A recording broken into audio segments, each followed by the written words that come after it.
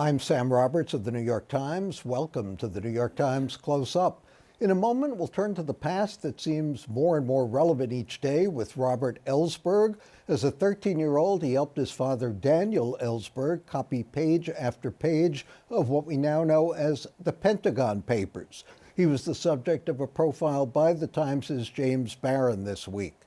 Then my colleague Daniel J. Wakin, Deputy Editorial Director of Nyt Global, tells us about the man with the sawed-off leg and other tales of a New York City block, a block right around the corner from where he grew up and still lives, the book reviewed in the bookshelf column in this week's Metropolitan section. Other Times colleagues weigh in on the issues they've thought about and written about on the backstory, and I'll offer some final words with Coda. But first, Robert Ellsberg. He's now the editor and publisher of Orbis Books. The quotation of the day in the Times, the other day in the Times was your father saying, "Here, Mary, here are scissors." What were the scissors for? The scissors were to cut off the words "top secret" that were stamped on every photocopy that we'd made of the Pentagon Papers. And you were 13 at the time. How did your father involve you in this Xeroxing project? It was a small and kind of symbolic participation. He came to see me one afternoon. My parents were divorced and I lived with my mother. And he said that he had a project that he wondered if I would help him with. He had a secret study of the Vietnam War. He wanted to copy it and make it available to Congress. Mm-hmm. He thought that this would involve some risk, but he described it in terms of Gandhian nonviolence and civil disobedience and truth-telling, and asked if I would be a part of that. And I said, sure, of course. So I really so only you were went, old enough and mature enough to be able to make that kind of a decision at that time? Whether I was mature enough, I don't know, or old enough. I was accustomed to my father probably sharing with me things that were a little bit above my competence. For years he'd talked to me about the war, about counterinsurgency, about guerrilla warfare, and I'd listen to these things. But recently what he talked about mostly was his passionate opposition to the war and the influence of an experience he'd had meeting draft resistors who were going to prison in opposition to the war. And they'd introduced him to a whole new kind of moral framework. The idea that to consider what you could do to end the war if you were willing to go to jail. And that marked a huge leap from a former insider and Defense Department analyst. You saw the Pentagon Papers, the film. How close does that come to describing what actually happened with Daniel Ellsberg? Well, that was quite a simplified version. It shows him in Vietnam. It shows him becoming disillusioned with the war. It put more emphasis, I would say, overall the film on the question of lies. It wasn't so much my father was offended by lies. He was offended that lies were being used to cover and justify and enable murder. Mm-hmm. And that's what he wanted to oppose. And that theme doesn't come through, I don't think, as clearly in the film about his motivations as it might. We should point out that the Times, of course, broke the story of the Pentagon Papers, not the Washington Post initially. And there's a new book out called The Pentagon Papers by Racehorse Publishing. You can read that from the New York Times. Robert, let me ask you, this is a question I asked the sons of Julius and Ethel Rosenberg. They said they thought what their parents did was well-intentioned, it was idealistic on their part, but they also felt badly that they were left as orphans. How did you feel about your father taking risks that could have landed him in jail for years? That's a question no one's ever asked me before. Of course, at the time when we were copying the papers, he had probably more a sense of what the risk was, the weight that it carried to be copying documents that were stamped top secret. I knew other people who were going to jail at that point in opposition to the war. That seemed like a reasonable thing to do at that time. But I really didn't anticipate how big a story it was going to be, the fact that he would face 115 years in prison. And as we saw Watergate unfold and began to learn more about the extreme paranoia and the illegal methods that the Nixon administration was prepared to resort to, I became seriously worried that he might be assassinated or something like that could happen to him. So was it worth the risk? Well, how do you measure that? For me personally, everything turned out all right. He didn't go to jail. Nixon left office. The war ended. You weren't prosecuted? I was not prosecuted. I would say overall it turned out to be fantastically more effective than anything he could have imagined at the time. He expected that the outcome of this would be hearings in Congress, not that it would become an international cause célèbre and 28 papers would be involved in publishing them, and there'd be a Supreme Court decision, and it would bring down the Nixon administration and all of that. We've seen a lot of whistleblowers since then, most recently WikiLeaks and other situations like that. When does it come the time for an individual to, in effect, take the law into his or her own hands and say, I am going to release some top secret document because I think it's in the public interest, even though my government does not? Well, I don't think anybody could make that decision for another person. And the fact is, relatively few people have done it on the scale of my father. I mean, examples would be Chelsea Manning and Edward Snowden. There are not a lot of examples you can point to. You have to be somebody who feels so strongly about this that they're prepared to accept the consequences of losing their career, possibly losing their freedom, maybe losing their lives. And very few people who've been prepared, in a system to respect secrecy and to serve the government, are prepared to take the kind of risks that soldiers, for instance, are routinely asked to make, and their families, when they serve overseas in military conflict. Your dad has a new book out, The Doomsday Machine, which warns about the possibilities of nuclear war. Do you worry about that too? Not the same way that my father has, who has internalized this danger and tried to warn about it for 50 or 60 years. But I certainly grew up with that, and I take it very seriously. And I happen to feel that the best contribution I could make to preventing that was to literally help my father finish his book. And you did indeed. Thanks to Robert Ellsberg for joining me. You can read the article in nytimes.com. And coming up, my colleague Daniel Wakin.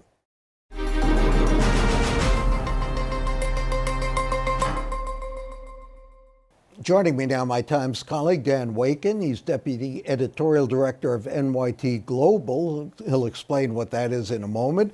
First, much closer to home, as a matter of fact, around the corner from his home, he turns to The Man with the Sawed-Off Leg and other tales of a New York City block. It's just been published by Skyhorse's Arcade Publishing Division. The block in question, Riverside Drive, between 105th and 106th Street. Some lovely, some unremarkable brownstones, but fascinating tales that you unearthed. What made you get interested in this, Dan? Well, I think it was sort of sparked by moving back from overseas to my childhood home. Overseas, where you were a correspondent. I was a correspondent, right, in South Africa at the time. And so we moved back there, and it just brought back my childhood a lot to me, just seeing the familiar buildings and familiar sights. And I just wanted to know more about this place that I grew up in. And the buildings right around the corner from me are part of a landmark district. And I kind of guessed they probably had some history in them.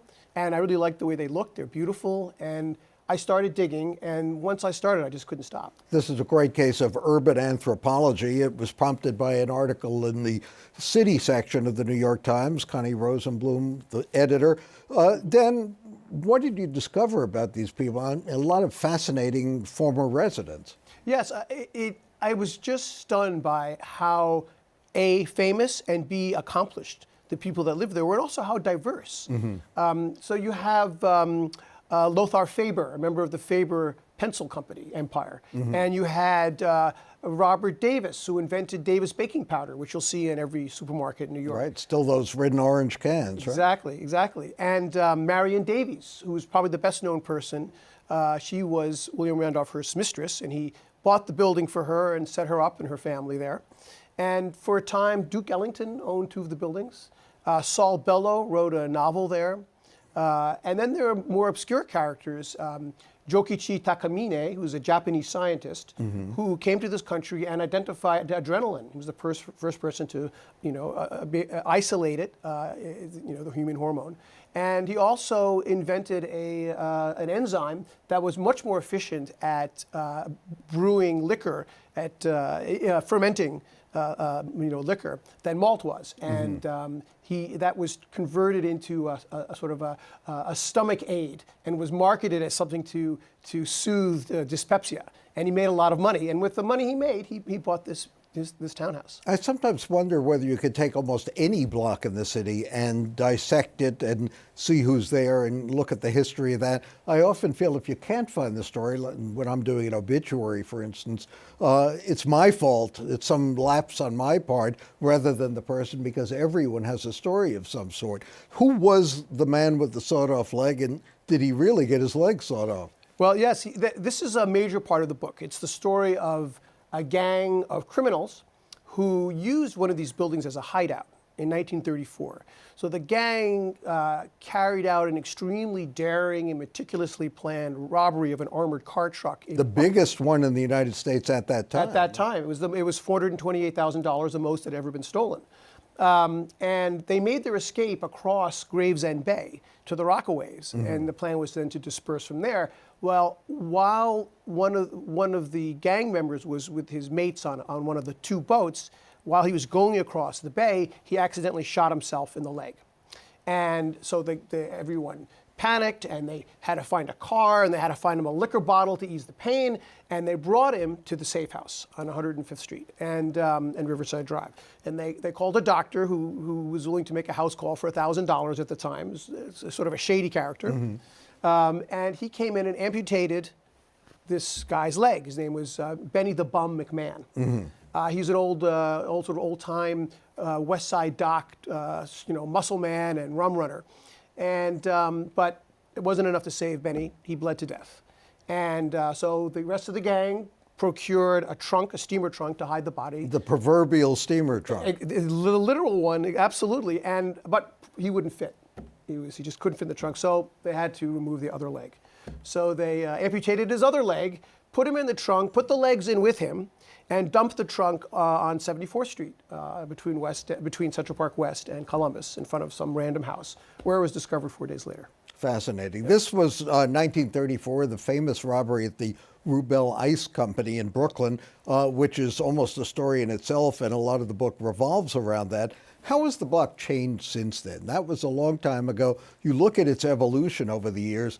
What is the block like today? For one thing, I guess houses are a lot more expensive. Well, they're more expensive, and in a funny sort of way, they've come full circle, because several of them are now owned by individual families, which were the original inhabitants. A family would buy it, and then over the years, they became rooming houses or apartment houses. So 2 of them are in individual hands. 2 of them are apartment buildings. And several others are actually owned by institutions, which can afford to maintain them. One is Opus Dei, the Catholic international institution, and the other is the New York Buddhist Church. And right next door to the Buddhist Church building is another small structure they have, where there's a giant statue of a Buddha master from the 13th century. That's fascinating. What an evolution. Yeah. Tell me, what is NYT Global? NYT Global is a relatively new department of the Times that draws people from across the newspaper and across the business side. And we come together and we're trying to figure out strategies to build our international audience. Interesting, we no longer call it foreign, it is now international. Exactly, because it's foreign to whom? Our audience is all around the world. And so we're working hard to build that audience and to ultimately build subscriptions. You covered religion for the Times, you covered classical music, you were a foreign correspondent. Do you miss reporting? I do. I think writing this book sort of scratched that itch a lot, the digging part and then the writing part. And I do miss it. And this book helped me deal with that a lot. I could go back, but I don't know. It's really fun being an editor, too. It can be indeed. More vicarious, but fun. Satisfying. I think it's easier in a way to tell someone else to get the story than to have to do it yourself. I guess so, yeah. Well, I won't pin you down on that. It's hard to say. I mean, it's easier, but there's a lot of responsibility, and Indeed. And you have to think in a different way. and sometimes it's hard to figure out how to think that way. A lot of what I do is strategic thinking about how do we find audience and where is that audience, and what are... And especially hard to do when the environment is changing every day. Every day. It's a constant effort at experimentation and reinvention. Daniel Wakin, The Man with the Sawed-Off Leg, and Other Tales of New York City Block. It's just been published by Arcade Books. It's also an ebook and reviewed in this Sunday's Metropolitan section. Coming up, the backstory.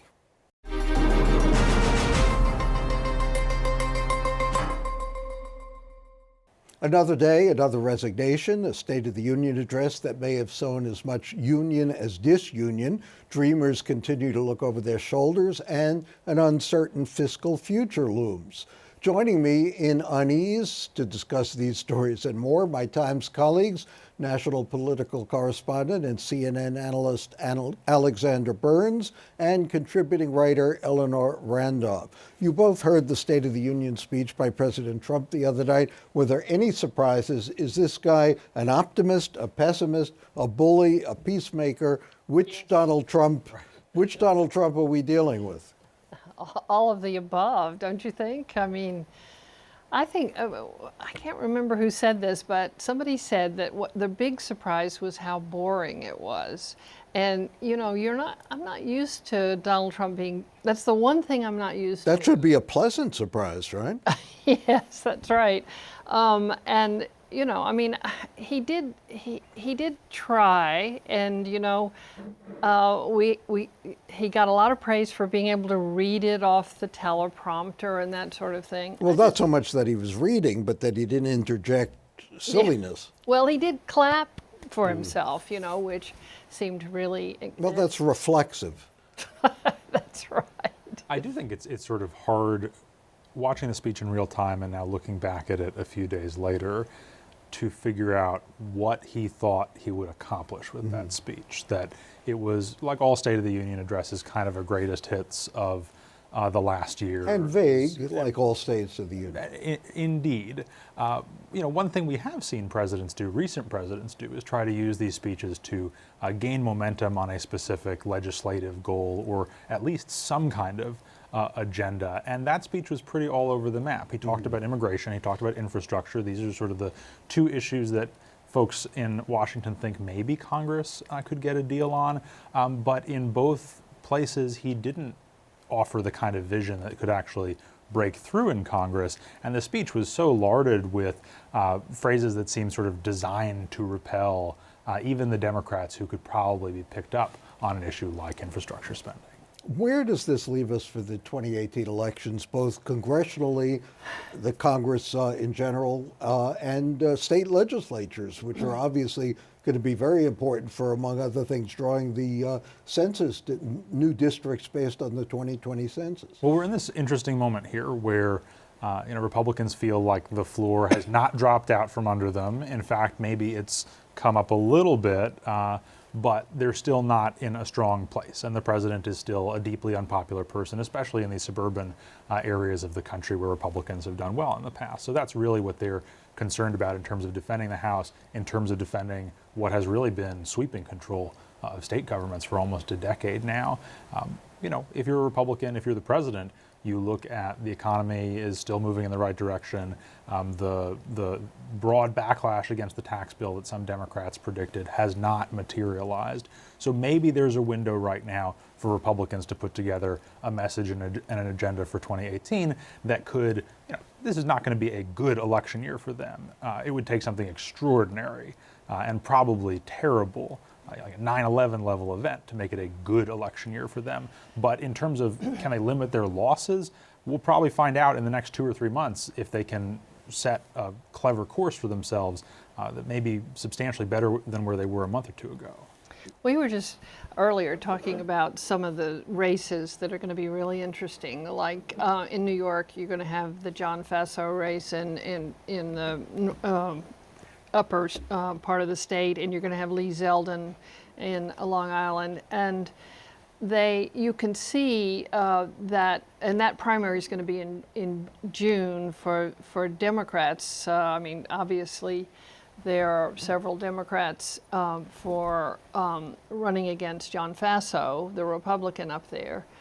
I don't think, are there any other races in New York? I don't think so, that are going to be as contested as those two. Well, there are a couple races that could be very contested in the general election, but that have pretty sleepy primaries at this point. And it really is, you know, the Republicans who are up in New York are mostly pretty capable politicians who, at least previously, have been relatively popular locally. So it will be a big test, I think, of the president's popularity or lack thereof. You know, does the gravity, you know, does the gravitational pull of his unpopularity kick in his home state in the same way that it appears to be in places like New Jersey, Pennsylvania, California? I think it was Peter Baker's piece in the Times where he said that for a salesman, Donald Trump has had a tough time selling himself, that his rating in the polls now around 37%, which borders on record low. But yet the people who voted for him, the people who supported him originally, he has a 95% rating. Well, that was what I was going to say. I mean, he is a salesman, and people who've met him privately like him and all, you know, all that sort of stuff. But he hasn't tried to sell himself to anybody but his own base. I mean, that's it's astonishing to me that if he does have that talent, and there are people who say he does, he hasn't used it to advantage with the rest of the country. Eleanor, we have the state legislative session coming up, the governor's budget and the like. We have ethics issues and ethics trials. Where is this heading now as we go into next month is the budget deadline?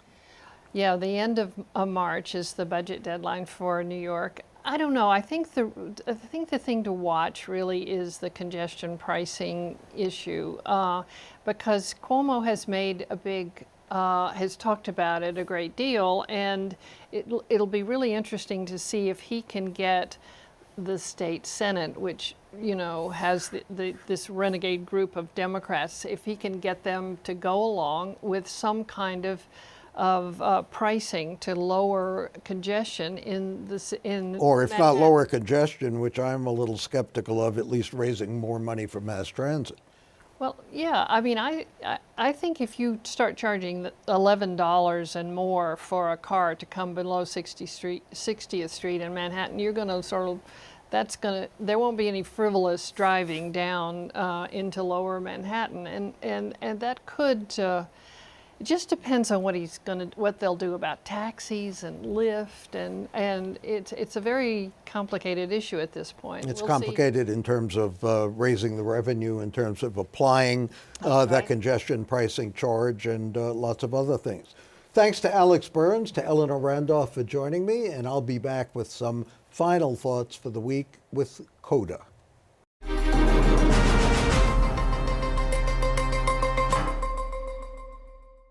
In 1894, New Yorkers unveiled a statue of Dr. Marion Sims, a heroic figure in memory of the great surgeon, the New York Times proclaimed. The statue was underwritten by fellow doctors and by what a plaque described as loving patients and many admirers throughout the world. How many of those patients and admirers hailed from Alabama and were black wasn't specified. The Times article did, however, report uncritically that Dr. Sims's first operation was on a female slave and was unsuccessful. He operated on her again and again until he succeeded on his 30th try. Last month, a mayoral panel revisited the doctor's methods in treating what had been incurable urinary incontinence resulting from childbirth. The panel concluded Sims, who had been lionized as the father of modern gynecology, had seriously erred ethically.